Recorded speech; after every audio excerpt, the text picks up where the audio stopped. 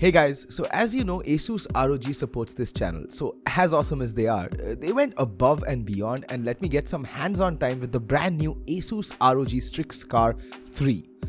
Let me get this out of the way first. The RGB on this is better than anything I have seen till date on a laptop. And in 2019, it's all about that sweet RGB. So where does one start when it comes to talking about gaming laptops? Well, why not with the build quality? And as far as I can see, this thing is built to last. There's very little flex on the screen itself, on the top bezel, that is, on the top hinge. The hinges are solid in and of themselves. They should last you a good 3-4 years if used properly and you don't take it out to play frisbee or something. There's very little flex on the keyboard panel itself, so pressing down there's not much give, which actually speaks volume about the build quality itself.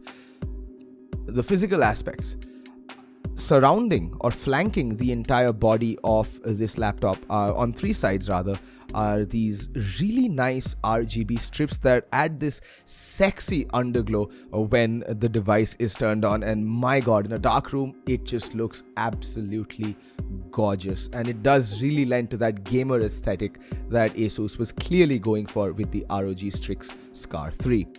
Coming back to the keyboard, the typing experience on this is actually pretty damn great.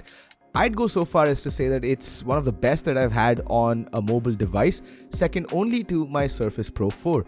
The travel distance is pretty okay. It's short, it's on the shorter side, but you will get used to it. One thing though, the keycaps are slightly smaller than what you may used to, but the spacing is just divine. I had very few typos while typing out this entire script on said keyboard.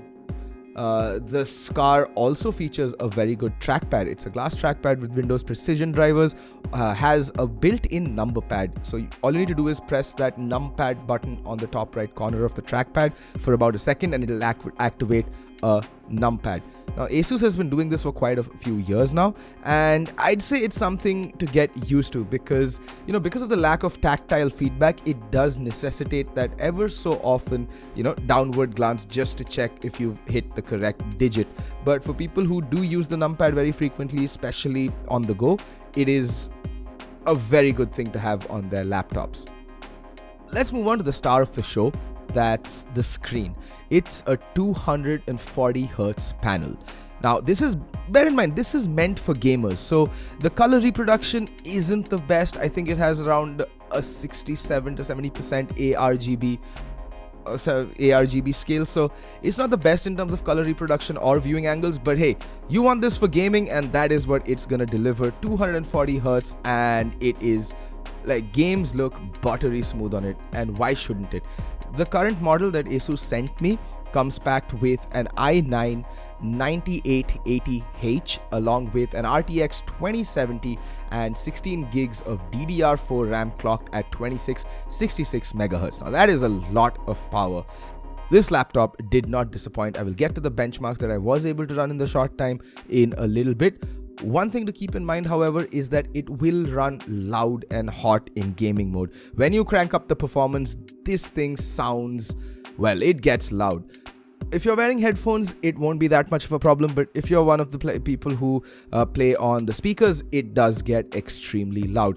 Not that hot though. On the surface, the temperatures reached up to 47 degrees Celsius, so not the coldest, but definitely doesn't get toasty to the point where it'll be uncomfortable, but not one that you'd want to game with on your lap in case you want to have children in the future. Just saying. Well, now let's get on to the cream of the crop, the gaming numbers.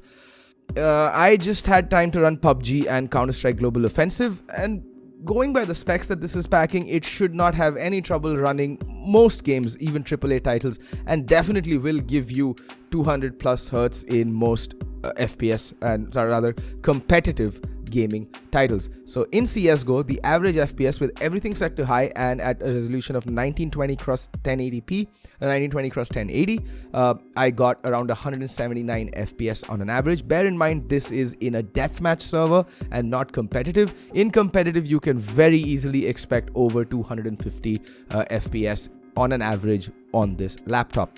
PUBG is where it really surprised me. In PUBG, the ASUS ROG STRIX SCAR III averaged 122 frames per second.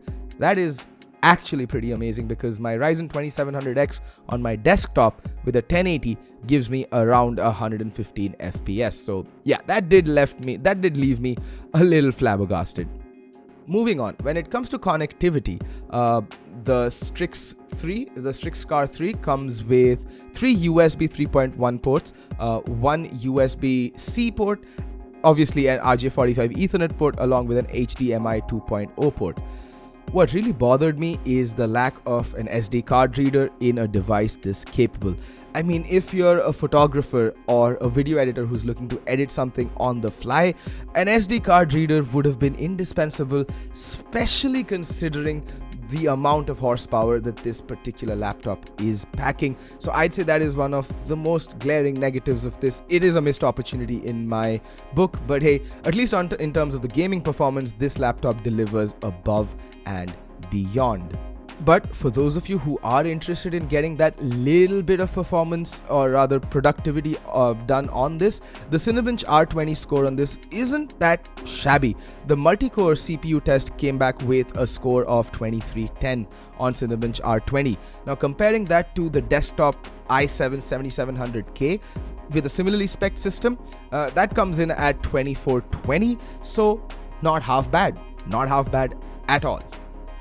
All in all, the ASUS ROG STRIX SCAR III is a damn good gaming laptop, and one that I would love to add to my own inventory of gadgets. ASUS, please, if you're listening, hi. As of now, I have no official word on pricing, but I mean, you can check it out in the link in the description below. This thing goes live for sale on the 9th of July. So as of this video being made live, the laptop should have gone on the shelves. Well, that's it for this video, guys. I hope you guys enjoyed it. It has been a while since I've actually got the chance to, take a look at hardware. I hope you weren't disappointed. And if you did enjoy it, please do leave a like to let me know that, the response is positive. And let me know what more you'd like to see from me in the comment section below. And also, please do subscribe. It does help us help the channel out a lot. So this is Fed signing off. See you in the next one, guys.